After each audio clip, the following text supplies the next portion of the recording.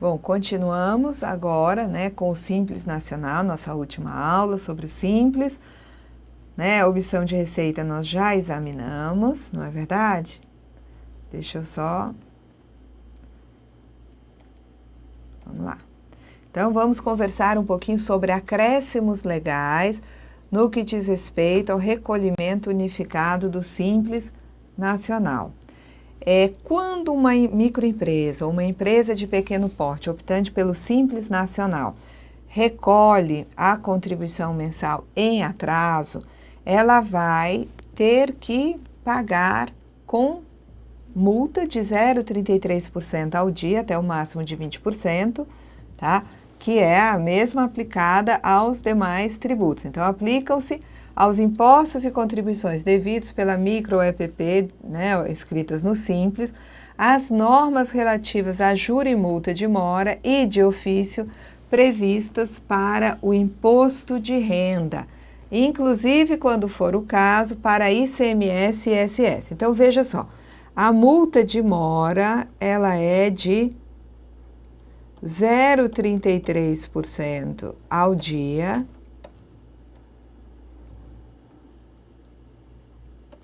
até o máximo de 20%. Quando 0,33% multiplicado pelo número de dias supera 20%, parou, não pode, tem que ser no máximo 20%.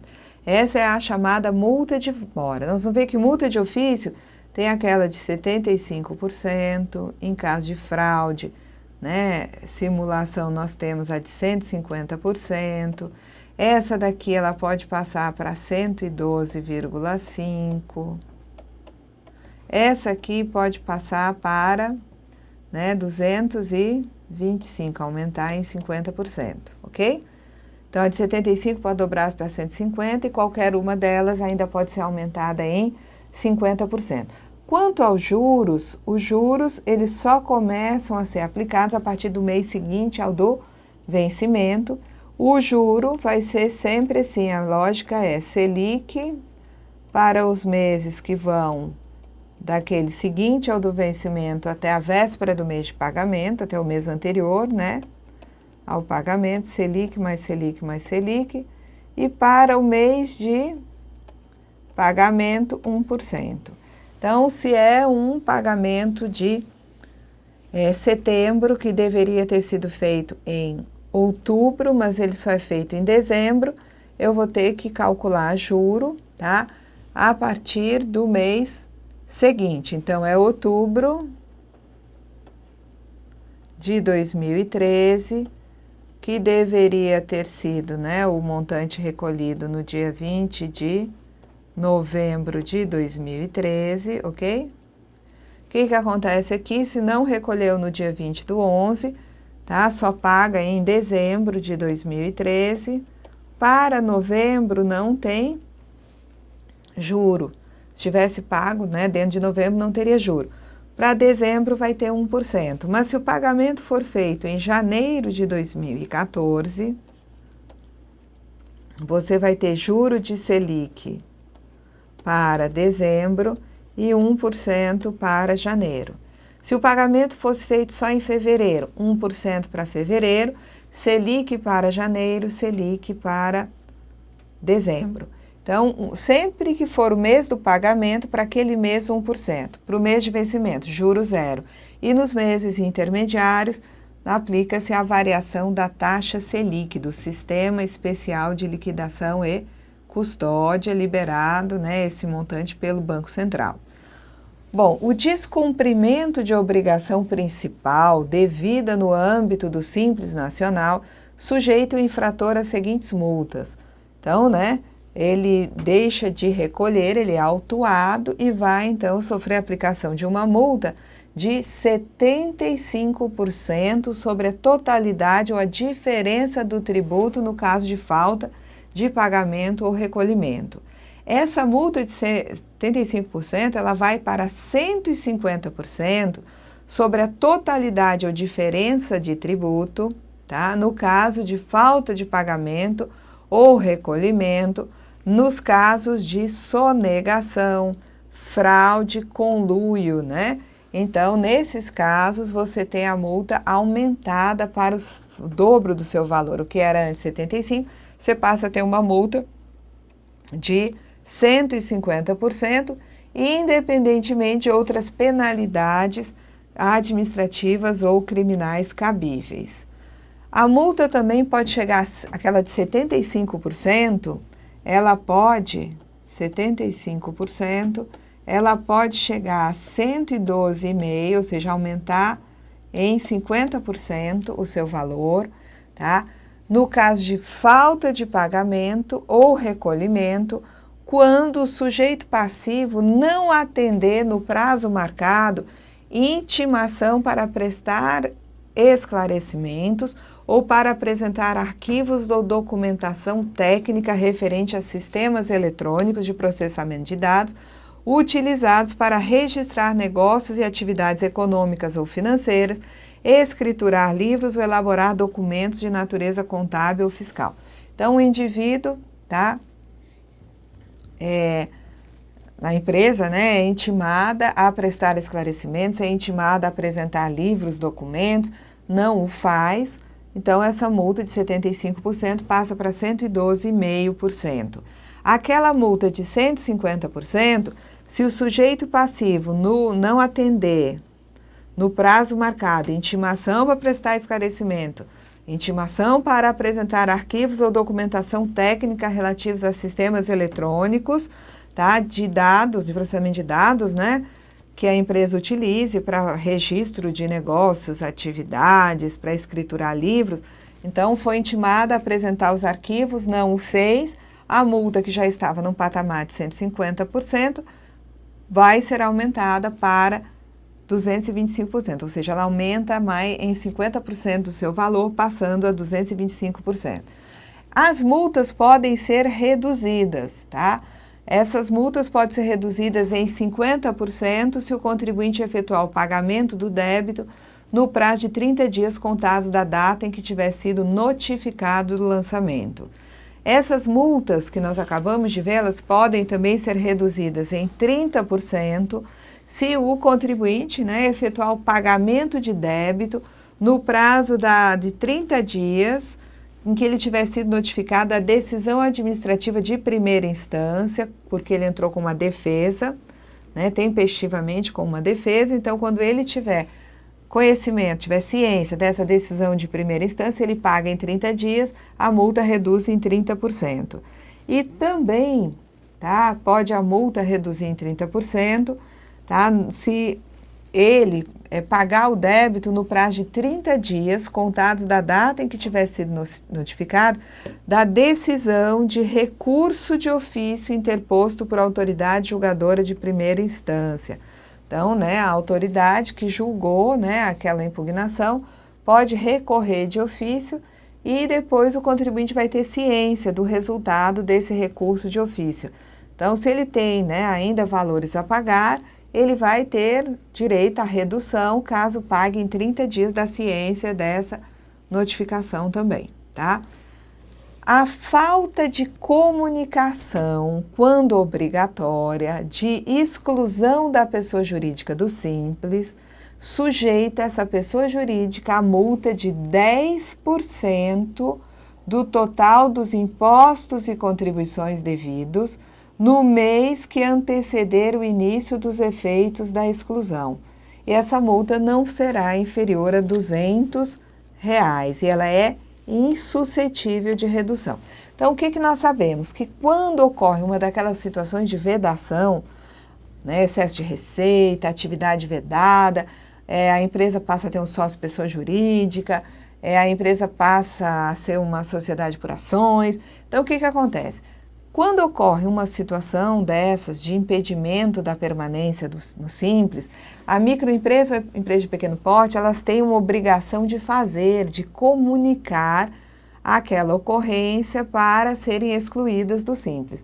Então, se a empresa passou a ter um sócio, pessoa jurídica, no mês de agosto, até o final de setembro, ela tem por obrigação que comunicar a exclusão em virtude dessa vedação, tá? Então, é até o último dia do mês seguinte àquele em que a vedação aconteceu. Se a empresa não comunicar a exclusão, ela vai ter, né, aí a aplicação de uma penalidade, de uma multa, que é de 10% do valor, né, que ela teria a recolher no último mês antes da exclusão.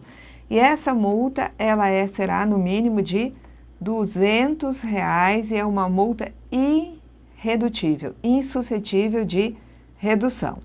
Bom, agora, quando for falta de comunicação, quando obrigatória por parte do MEI, do microempreendedor individual, ele também vai ser, né, multado e a multa vai ser de R$ 50, também multa essa irredutível. A imposição das multas, né, essas multas de R$ 50, mínimo de R$ 200 ou 10% do valor que deixou de, o valor, né, que deveria ser pago no mês anterior da exclusão. Então, a interposição dessas multas não exclui a aplicação de sanções previstas na legislação penal, inclusive quando se constatar declaração falsa, adulteração de documentos e emissão de nota fiscal em desacordo com a operação efetivamente praticada. Bom, agora aqui é o sujeito passivo que deixar de apresentar a declaração simplificada da pessoa jurídica, declaração essa que foi entregue, né, até, né, 2011, e posteriormente você tem, em vez dessa declaração simplificada, você vai ter a DEFIS, né? Por quê? Porque as declarações mensalmente prestadas lá no portal do Simples, através daquele programa que é o PG10D, já tem caráter declaratório. Mas, enquanto foi devida essa declaração simplificada, essa declaração, se não entregue, né, ela vai gerar uma aplicação de uma multa. Então, o sujeito passivo que deixar de apresentar a declaração simplificada da pessoa jurídica no prazo fixado, ou que apresentar essa declaração com incorreções ou omissões, ele vai ser intimado a apresentar a declaração original, se não apresentou nada, ou intimado a prestar esclarecimentos, caso ele tenha originalmente enviado uma declaração, mas com erros ou omissões, tá? E aí, o que acontece? Ele é intimado a apresentar, se ele não apresentou, ou a prestar esclarecimentos, se ele, né, declarou com erros, e ele vai se sujeitar à seguinte multa: 2% por mês, né, calendário ou fração, incidente sobre o montante de tributos e contribuições informados na declaração simplificada da pessoa jurídica, mesmo que esses tributos tenham sido pagos. Então, a empresa está declarando, já pagou, mas ela ou declarou por conta da intimação, né, que foi feita, né, ou ela, né, declarou com atraso. Vai ser aplicada uma multa que vai ser de 2% por mês ou fração de mês, limitada a 20%. E aqui, mesmo que a microempresa ou EPP tenha recolhido os tributos que não foram declarados, aqui é uma multa tendo em vista o não envio da declaração, a não entrega da declaração ou a entrega de uma declaração com erros ou omissões. No caso, então, cada mês ou fração de atraso, 2%. 3 meses, 6%. 6 meses, 12%. Até que chega um momento que, se forem muitos meses, estaciona a multa nos 20%. E caso, né, existam erros, para cada grupo de 10 informações incorretas ou omitidas prestadas na declaração, né, são informações prestadas de forma incorreta ou omitidas da declaração, a multa vai ser de R$ 100 para cada grupo de 10 informações incorretas ou omitidas. A microempresa, então, que deixa de apresentar a declaração anual ou que apresentar com incorreções ou omissões, tá? Ou ainda aquela que apresentar fora do prazo fixado vai ser intimada a apresentar ou a prestar esclarecimentos. E a multa vai ser de 2%, então, por mês ou fração, né? Até o máximo de 20 e de R$ 100 por grupo de 10 informações incorretas ou omissas. vai se considerar como termo inicial, porque eu tenho que saber quantos meses estão envolvidos, porque se forem 6 meses, eu vou aplicar 6 vezes 2%. Se forem 8 meses, eu vou aplicar 8 vezes 2%. Aí vai estar 12 num caso, 16% no outro. Então, quando é que eu começo a contar os meses ou a fração de mês, que também esteja nesse período, tá? Para poder calcular a multa. O termo inicial é o dia seguinte ao término do prazo originalmente fixado para a entrega da declaração e como termo final a data da efetiva entrega ou, no caso de não apresentação, da lavratura do auto. Então, a declaração tem que ser entregue até a data X. Não foi entregue, tá? O dia seguinte ao término desse prazo começa a contar fração e mês para eu poder contar quantos meses vão ser para eu multiplicar pelos 2%. Bom, nós já vimos aqui, tá, que existem reduções de multa e para essas também acontece. Não é só aquela multa de 75%, 100% que tem redução. Essa multa aqui de 2% por mês ou fração, essa multa de R$100 por grupo de cada 10, né, informações erradas ou omitidas, também pode ser reduzida. Essa multa ela é reduzida à metade quando a declaração for apresentada após o prazo, mas antes de qualquer procedimento de ofício. Então, a microempresa realmente atrasou a entrega da declaração, mas ela nem estava sendo fiscalizada e ela corrigiu esse problema, né, entregando essa declaração. O fato dela ter, né, apresentado após o prazo, mas sem estar em procedimento de fiscalização, determina que ela vai ter a multa dividida pela metade, tá certo? Essa multa, ela vai ser reduzida a 75%, significando que é uma redução só de 25%, se houver a apresentação de declaração no prazo fixado em intimação. Então, aqui, a micro-EPP já estava sob ação fiscal e foi intimada a apresentar aquela declaração que não havia enviado antes. A multa aqui vai se reduzir a 75%. Ou seja, a redução é menorzinha, reduz 25%, passando a multa a ser 75% do seu valor originário. E nesses casos, a multa mínima é de R$200. Considera-se como não entregue aquela declaração que não atender às especificações técnicas do Comitê Gestor do Simples Nacional, tá? Na hipótese do parágrafo 4º, o sujeito passivo ele vai ser intimado a apresentar. Ora, se a declaração não atendeu às especificações técnicas, o sujeito passivo vai ser intimado a apresentar nova declaração no prazo de 10 dias, contados da ciência da intimação, tá? E vai se sujeitar àquela multa de 2% por mês ou fração até o máximo de 20%. A multa mínima a ser aplicada no caso do microempreendedor individual é de R$50. Microempresa EPP, R$200. Bom, o artigo 38A, ele é novo. Aqui ele não fala daquela declaração anual e tal. Aqui ele está falando da prestação de informações que são de caráter declaratório, constitutivas do crédito, representam confissão de dívida e são informações que são prestadas todo mês lá no portal do Simples Nacional. Então, a micro-EPP vai, né, abrir o computador, vai, né, ter lá esse programa, né, o PGDAS-D, onde ela vai preencher as informações sobre a receita obtida no mês e o programa vai calcular os valores devidos, não é, para recolhimento unificado, gerando o valor do DAS, né, documento de arrecadação do Simples.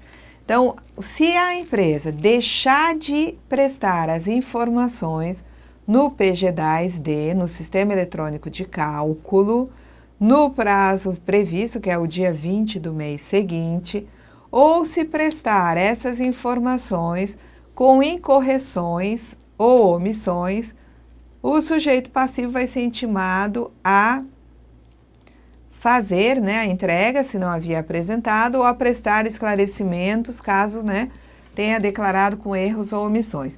E se sujeita às seguintes multas para cada mês de referência. 2%, aqui, né, eu vou levar em consideração cada mês. Então, cada mês em que não foi prestada a declaração sobre receita, lá no PG10D, vai haver aplicação de uma multa de 2% por mês calendário ou fração, mas só que aqui eu vou contar esses 2% a partir do primeiro dia do quarto mês do ano seguinte à ocorrência dos fatos geradores. Então, aqui é o seguinte, se são, né, valores de receita relativos a julho, eu vou começar a contar, não foi feita a declaração desses fatos geradores, dessa receita, tá? O que vai acontecer? Eu vou ter que aplicar essa multa de 2%, mas a multa só começa a contar a partir do primeiro dia do quarto mês do ano seguinte àquele em que ocorreu aquela receita, tá? E aí, a partir do primeiro dia do quarto mês do ano seguinte, cada mês que transcorra sem que a declaração tenha sido apresentada ou, né, retificada, você vai ter 2% a cada mês ou fração, tá? E é limitada também a 20% do valor, né, devido aqui, a multa ela é sempre sobre o montante, né, a multa sobre o montante dos impostos e contribuições decorrentes das informações prestadas no sistema eletrônico de cálculo, tá? E existe aqui também uma multa de R$20 para cada grupo de 10 informações incorretas ou omitidas.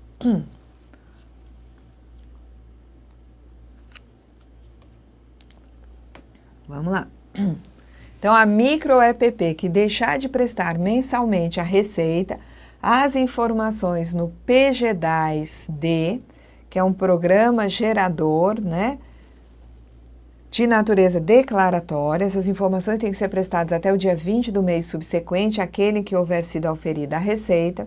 Então, se a empresa deixar de prestar mensalmente essas informações, ou prestar as informações com incorreções ou omissões, ela vai ser intimada a apresentar a declaração ou a prestar esclarecimentos, tá?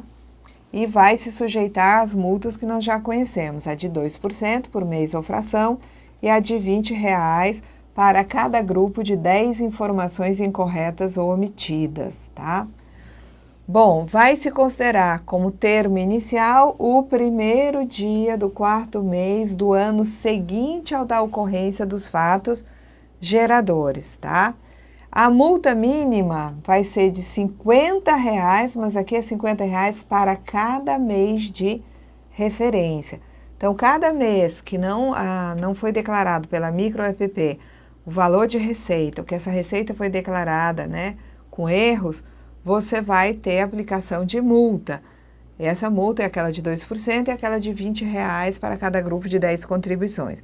Então, essa multa vai ser no mínimo de R$50 para cada mês, tá? Bom, e aqui nós temos, deixa eu ver se eu coloquei esses parágrafos, não, vocês vão ter que olhar lá na lei, tá?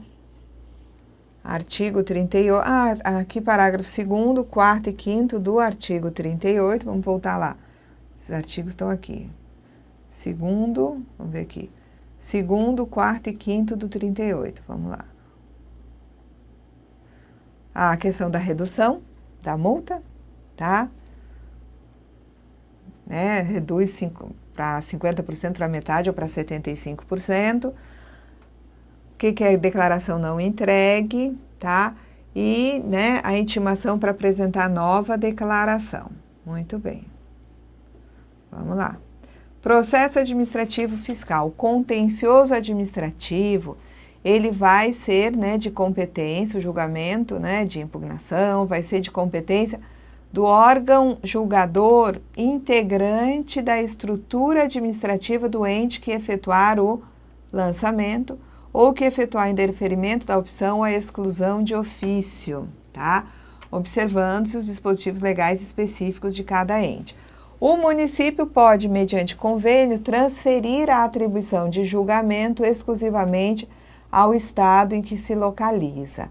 No caso em que o contribuinte do Simples exerce atividades incluídas no campo de incidência do ICMS e do ISS e tenha sido apurada a omissão de receita, que não se consegue identificar a origem, a autuação vai ser feita utilizando a maior alíquota prevista na lei complementar.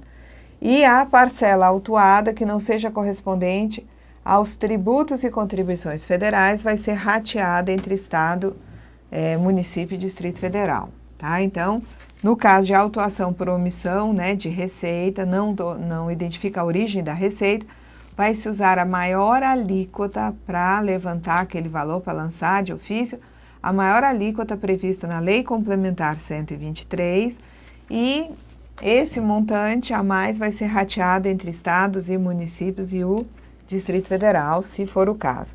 Bom, a intimação, tá? Eletrônica dos atos do contencioso administrativo, observa o que está nos parágrafos 1º a 1º do artigo 16. Então, todas as comunicações, elas estarão lá no portal, nesse sistema eletrônico, no portal do Simples. A impugnação quanto ao indeferimento de opção ou a exclusão pode ser decidida em órgão diferente do previsto no caput, conforme estabelecido pela administração tributária. Então, né, o que dizia o caput? Vamos voltar ali, tá? Dizia que o contencioso, tá, ele vai seguir os trâmites do que está na legislação do ente federado que efetuou o lançamento, o indeferimento de opção ou exclusão de ofício. E lá na frente ele diz que a impugnação relativa a indeferimento da opção ou a exclusão pode ser decidida por outro órgão que não aquele que tomou a iniciativa da exclusão da empresa do Simples, né? Então, nessa hipótese, o Conselho Gestor do Simples Nacional, ele vai poder disciplinar procedimentos e prazos, bem como no processo de exclusão do Simples, prever efeito suspensivo quando houver apresentação de impugnação, defesa ou recurso.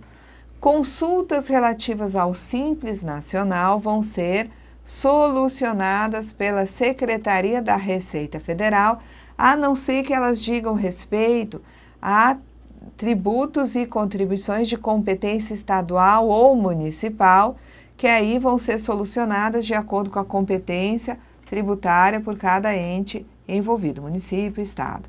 Bom, o processo judicial, no âmbito do Simples Nacional, os processos relativos a impostos e contribuições no âmbito do Simples, vão ser ajuizados em face da União, que vai ser representada em juízo pela Procuradoria-Geral da Fazenda Nacional. Estados, Distrito Federal e municípios prestarão auxílio à Procuradoria-Geral da Fazenda Nacional em relação a tributos de sua competência.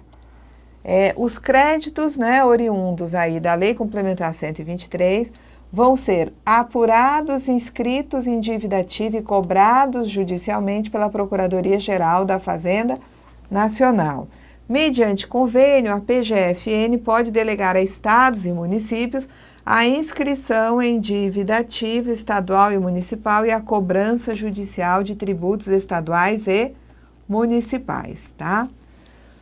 Bom, e aplica-se, né, a questão da inscrição na dívida ativa a impostos e contribuições que não tenham sido recolhidos resultantes de informações prestadas através do PGDAS-D, Sistema Eletrônico de Cálculo de Valores, e na declaração, aquela declaração anual do Simples Nacional, tá, que, né, também tem efeitos, né, de constituição do crédito. Aquilo que está lá declarado e não foi recolhido, não vai se lavrar um auto, vai direto para a inscrição na dívida ativa e posterior cobrança judicial. Agora, existem alguns processos judiciais que não vão parar na responsabilidade da Procuradoria, né, da Fazenda Nacional. Por exemplo, se for mandato de segurança onde se impugne ato de autoridade coatora de Estado, Distrito Federal ou município. Também, né, aquelas ações que tratem exclusivamente de tributos de competência de Estados, Distrito Federal ou municípios, tá? Que vão ser representados pelas suas procuradorias. Ações promovidas na hipótese de celebração de convênio e o crédito tributário decorrente de auto de infração lavrado exclusivamente em razão de descumprimento de obrigação acessória. Que aí cada ente lavra tendo em vista o descumprimento da obrigação, tá? E o crédito tributário relativo a ICMS e ISS, de que trata o parágrafo 16 do artigo 18A. Então, é aquele ICMS ou ISS que é exigido separadamente, não é recolhido na formatação do Simples Nacional. Então, aqui nós encerramos a nossa última aula sobre o Simples Nacional. Até a próxima aula.